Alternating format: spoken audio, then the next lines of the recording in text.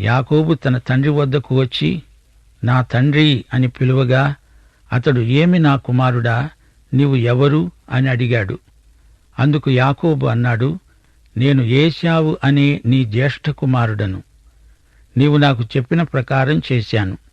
నీవు నన్ను దీవించడానికి దయచేసి లేచి కూర్చుండి నేను వేటాడి తెచ్చిన దానిని తిను. అప్పుడు ఇస్సాకు అన్నాడు, నా కుమారుడా, ఇంత శీఘ్రంగా అది నీకు ఎలా దొరికింది? అతడన్నాడు, నీ దేవుడైన యెహోవా నా ఎదటికి దానిని రప్పించటం వల్లనే. యాకోబు ఇక్కడ భక్తిని నటించే వేషధారుల్లో మేటిగా వ్యవహరిస్తున్నాడు. నటనాత్మకమైన భక్తి, వంచనా శిల్పంలో ఆరితేరిన విశ్వాసులు ఎందరో ఉన్నారు.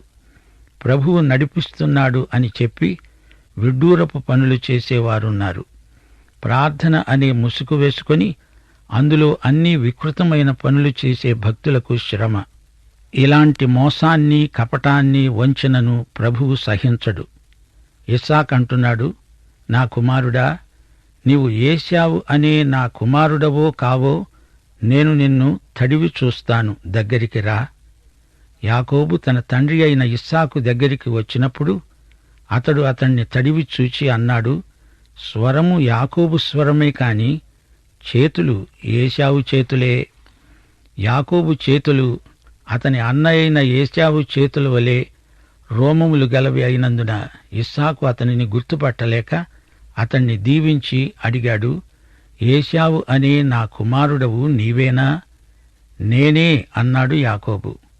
అంతట ఇస్సాకు అన్నాడు, అది నా వద్దకు తీసుకురా.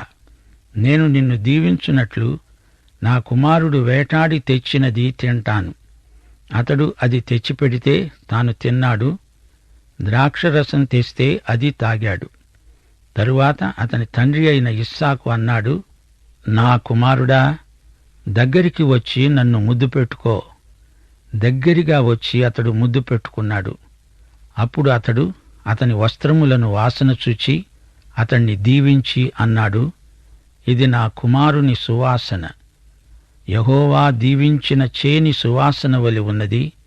ఆకాశపు మంచు, భూసారమును, విస్తారమైన ధాన్యమును, ద్రాక్షరసమును దేవుడు నీకు అనుగ్రహించునుగాక. జనములు నీకు దాసులవుతారు, నీకు సాగిలపడతారు. నీ బంధుజనులకు ఏలికవై ఉండు. నీ తల్లి పుత్రులు నీకు సాగిలపడతారు. నిన్ను శపించేవారికి శాపం, నిన్ను దీవించేవారికి దీవెన.